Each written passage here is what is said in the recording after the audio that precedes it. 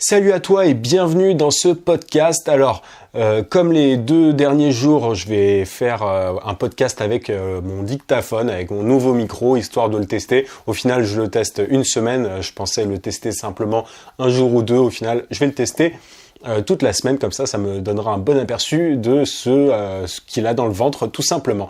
Alors aujourd'hui, je voudrais te parler d'un truc. Je vais pas t'apprendre de technique ou te faire un tuto sur je ne sais quoi.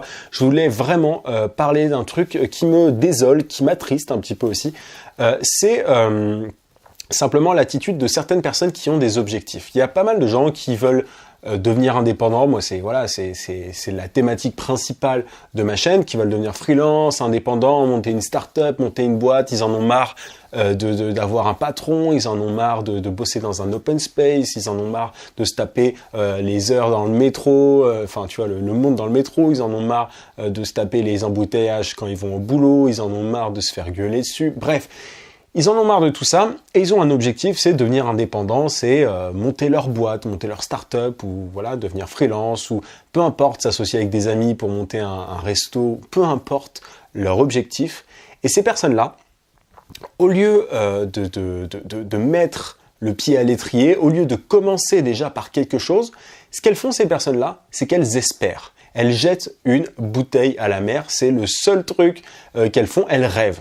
Elles rêvent, elles passent leur temps à rêver en se disant « Ah, si je pouvais faire ça, si je pouvais être indépendant, si je pouvais monter ma boîte. » Bref, ce sont des personnes qui parlent constamment au conditionnel et en fait, elles ont pour seule stratégie l'espoir. Et l'espoir, c'est pas une stratégie.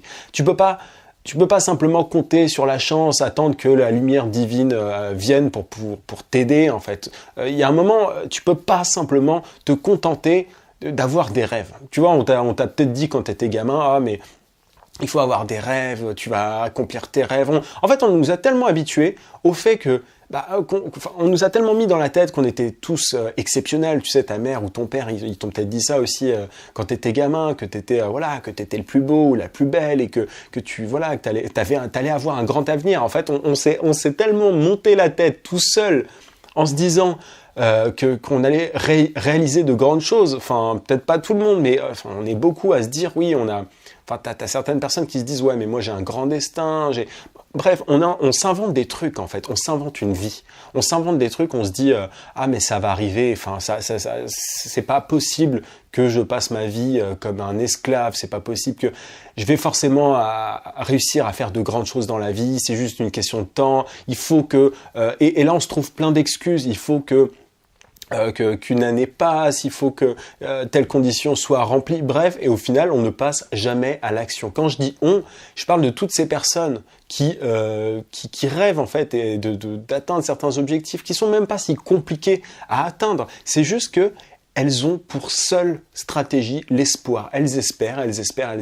Et un jour, qu'est-ce qui se passe ? C'est-à-dire qu'elles vont simplement garder le même boulot toute leur vie et un jour, elles vont mourir et il y aura rien de particulièrement de pétillant dans cette vie-là, il y aura rien qui en sera sorti, tu vois, tous les trucs que cette personne-là avait gamin ou gamine, et tous ses rêves en fait, au final ils ne sont pas réalisés, simplement pour une question d'état d'esprit, de mindset, simplement parce qu'on a attendu et il s'est rien passé parce que ce qu'on te dit pas quand t'es gamin, c'est que tes rêves tu peux les réaliser, mais il faut d'abord que tu mettes le pied à l'étrier, que tu fasses un truc, que tu fasses le premier pas. Tout, je pense sincèrement que tout est dans le premier pas.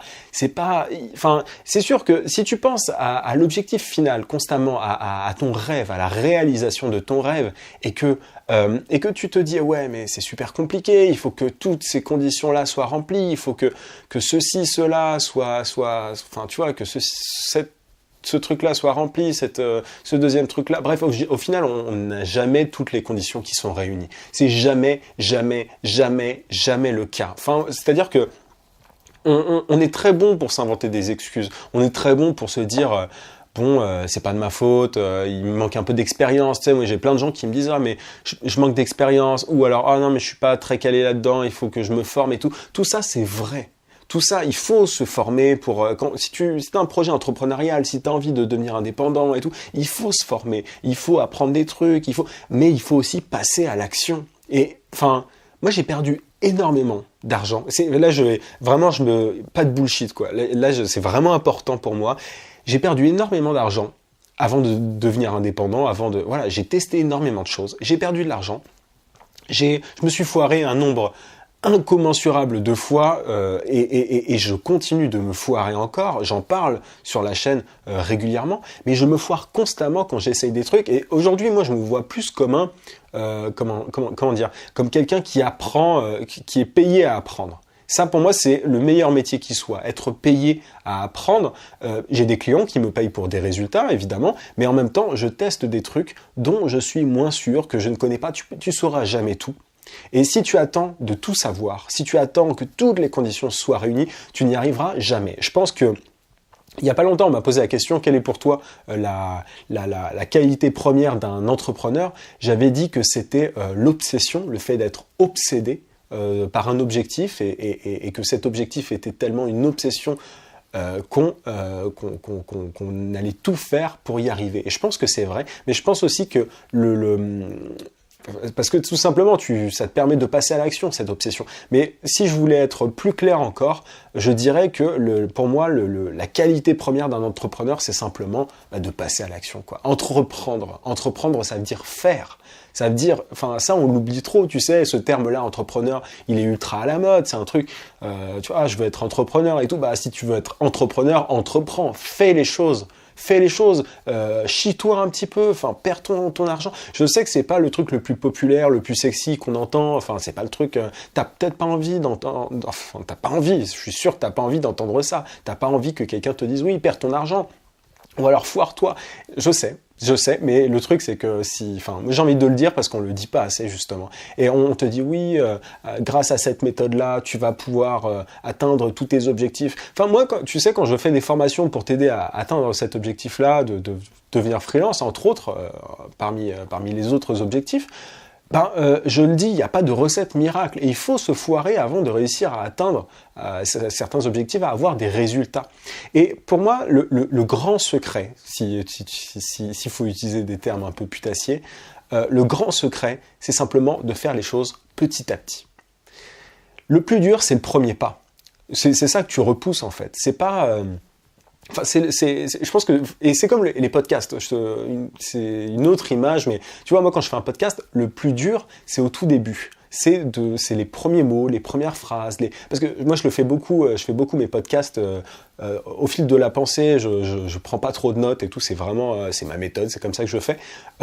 Et le plus dur, c'est au tout début, tu vois, par exemple, ce podcast, s'il faut que je te le dise, j'ai coupé 2 fois le truc j'ai recommencé, j'ai parlé 30 secondes à chaque fois, j'étais pas dedans, j'étais pas au top, et j'ai recommencé avant de faire cette prise que tu es en train d'écouter là. C'est une métaphore, c'est une image pour te dire que le plus dur, c'est le départ, c'est le premier pas, c'est simplement faire la première brique, bref, peu importe, tu prends l'image que tu veux, mais c'est le plus dur pour moi. Une fois que tu l'as fait, après il faut s'accrocher. Mais si tu es assez passionné, si tu es assez obsédé par ton objectif, si c'est un truc auquel tu penses constamment et que tu es prêt à tout faire pour y arriver, derrière ça va être facile, quoi. C'est juste se bouger le cul la première fois que c'est le plus compliqué. Et après, moi je me vois vraiment comme un marathonien plus que comme un sprinter, tu sais. Il y a plein de trucs, tu vois, la chaîne YouTube par exemple, et le podcast de manière générale, mais en l'occurrence la chaîne, on a fêté les 1 an de la chaîne il n'y a pas longtemps. La chaîne, ça fait, on le voit peut-être pas, on se dit, ah tiens, il a 4000 abonnés, ou bientôt 4000, c'est cool, c'est pas mal son truc et tout. Mais on voit pas que pendant 1 an, j'ai posté 4 vidéos par semaine. On voit pas ce travail de long terme en fait. On voit pas que c'est une somme de petites actions. Il ne s'agit pas de se prendre la tête et de se dire, de voir le truc comme une montagne. Peu importe ce que tu fais, je te parle de la chaîne YouTube là, mais ça peut être beaucoup d'autres choses. Le freelancing, c'était pareil. Au début, j'ai envoyé un message, un email, ensuite j'ai envoyé des trucs sur Twitter, bref, j'ai envoyé plein de petits messages qui font qu'aujourd'hui, j'ai plus besoin de prospecter. Parce qu'au départ, il y a pas mal de boulot à faire, et notamment déjà commencer à faire ce boulot et après c'est plus facile. Après tu as plus de résultats et plus tu as de résultats, plus t'es amené à continuer, plus tu es motivé tout simplement parce que tu es content, tu vois des premiers trucs, tu dis ah c'est bien, il faut que je continue. Mais le plus dur c'est de commencer dans le vide, c'est de faire ce grand saut. C'est vraiment ça l'image, c'est de faire un grand saut. Au début, il n'y a personne qui est là pour c'est comme la chaîne YouTube, c'est encore une fois, je publiais des vidéos dans le vide, il y avait 0 vues, je m'en foutais, j'ai continué, je me suis dit bon, mais le plus dur c'était déjà d'uploader des vidéos quand il y avait 0 abonnés, c'est ça le plus dur. Là c'est une image, mais c'est pareil, le plus dur c'est de te lancer en tant que freelance alors que t'as pas de clients. Le plus dur c'est de monter ta start-up alors que t'as pas de concept, enfin tu vois l'idée, enfin bref, tu peux monter une start-up sans concept, oui, aujourd'hui, c'est un truc que tu peux, on en reparlera peut-être plus tard, mais bref, pour moi c'est essentiel de le dire. L'espoir n'est pas une stratégie, tu peux pas te contenter simplement de rêver. Tu peux pas passer ton temps à regarder que des vidéos YouTube, tu vois, notamment celle-là si tu es sur YouTube. Tu peux pas te contenter juste d'être dans de rêver en fait, de voir que des personnes qui te motivent, Moi, le but là de ce podcast, si tu l'écoutes, c'est que une fois que tu l'auras terminé, tu passes à l'action. Tu passes tout de suite à l'action. Tu peux pas continuer comme ça et simplement trouver toutes les excuses. Moi, il y a pas longtemps, on m'a dit ouais, mais je suis pas prêt, je suis pas. Bref, tu arrêtes de dire des conneries. Désolé de parler comme ça, mais faut un moment se bouger quoi. Et c'est toute la différence entre les gens qui font et les gens qui continuent de rêver. Enfin, tu vois, il y a rien d'exceptionnel chez certains entrepreneurs. Moi, j'y arrive. Enfin, je suis indépendant, je suis 100% indépendant.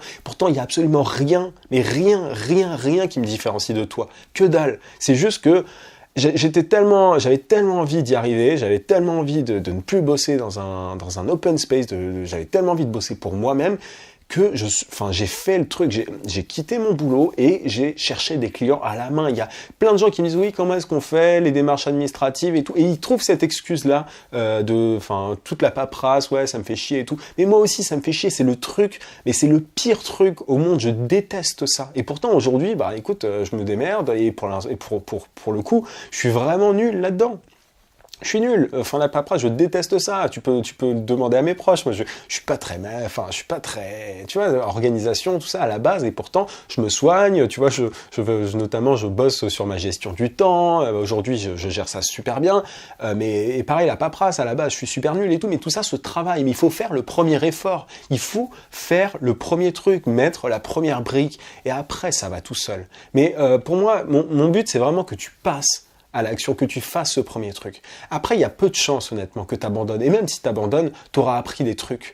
Si tu abandonnes ton premier projet, tu vois, moi j'ai abandonné pas mal de trucs avant. Je te dis pas que il suffit de passer à l'action et après c'est facile. Pour moi, c'est l'étape la plus compliquée de passer à l'action. Et en général, voilà, derrière, si tu es assez motivé, si t'es passionné par ton truc, si tu es obsédé, encore une fois, tu vas y arriver. Mais il peut arriver que tu te foires, que tu dois abandonner des trucs. Moi, j'ai abandonné des trucs, un blog, un business en dropshipping, et plus que ça encore. Donc, juste passe à l'action et tu peux pas simplement envoyer une bouteille à la mer, envoyer des messages. Moi, j'ai des gens qui m'envoient des messages des fois en me disant comment est-ce que je fais ? Est-ce que tu sais faire déjà une recherche Google ? Est-ce que tu sais... Enfin, moi, j'ai tout appris sur Google. Des fois, on me fait ah tiens, t'as fait quoi comme école ? Est-ce qu'il faut faire ceci pour être web marketeur ? Mais tu fais ce que tu veux. Déjà, tu passes à l'action, tu fais les trucs, tu apprends. Si tu as l'impression d'avoir des lacunes, tu apprends, tu te bouges. Et enfin, je suis désolé, ça peut paraître tellement trivial dit comme ça, mais c'est un truc qui m'énerve parce qu'on nous habitue tellement à une espèce de rigidité, il faut faire comme ceci, comme cela. Enfin, le seul truc qu'il faut, c'est faire. C'est pas qu'il faut faire comme ceci, comme cela, il faut faire déjà. Et c'est ça qui distingue ceux qui y arrivent et ceux qui n'y arrivent pas. Et c'est vraiment, voilà, j'avais vraiment envie de faire cette espèce de manifeste sur l'action, parce que je vois trop de gens qui se prennent la tête et qui se trouvent des excuses. Et la paperasse, c'est vraiment un gros truc, quoi. C'est vraiment un des trucs que les gens tu vois, ils se prennent beaucoup trop la tête là-dessus. Tu fais d'abord et ensuite tu réfléchiras à tous ces trucs chiants, quoi. Mais déjà, fais les choses. C'est comme ceux qui veulent monter leur start-up et qui pensent d'abord à la forme juridique. Mais on s'en tape. Et quand t'es freelance, c'est pareil. Trouve d'abord des clients et tu penseras après à la forme juridique. S'il y a des gens qui le sont, et c'est pas parce qu'ils sont plus intelligents que toi, c'est simplement qu'ils se sont bougés.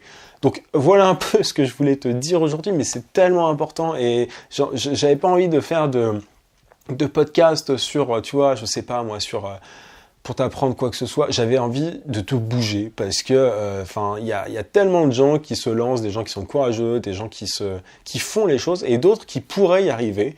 Et le seul truc qui les bloque, c'est ils ne font pas, ils rêvent, ils lisent des bouquins. Il y a plein de gens, tu sais d'ailleurs, qui lisent énormément de bouquins sur l'entrepreneuriat. Moi, j'ai des gens qui me demandent, tiens, qu'est-ce que t'as lu comme bouquin et tout. Je lis des bouquins sur l'entrepreneuriat, mais au-delà de ça, je fais beaucoup de choses et j'apprends sur le tas et c'est bien de se motiver. Moi aussi, j'ai des modèles. Moi aussi, tu vois, c'est normal. Et j'espère que le podcast te fait partie de ce qui te motive.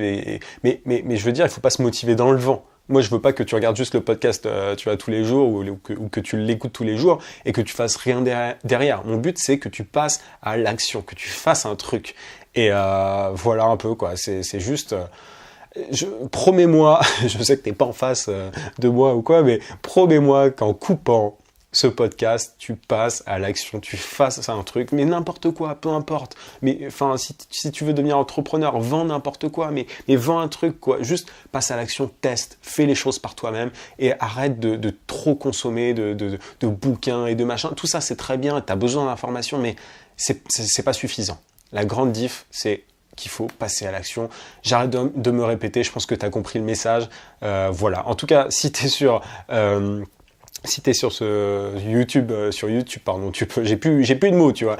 Si t'es sur YouTube, tu peux mettre un gros pouce et t'abonner à la chaîne si c'est pas déjà fait. Sur le podcast, tu peux aussi laisser une review sur iTunes ou un like sur SoundCloud. Je te rappelle que tu peux télécharger aussi ma formation vidéo gratuite pour trouver des clients rapidement en freelance. T'as le lien en description et sinon tu peux cliquer sur le i si t'es sur YouTube. Je te dis à demain 18h comme d'habitude. En attendant, n'oublie pas, vie sans limite. À plus.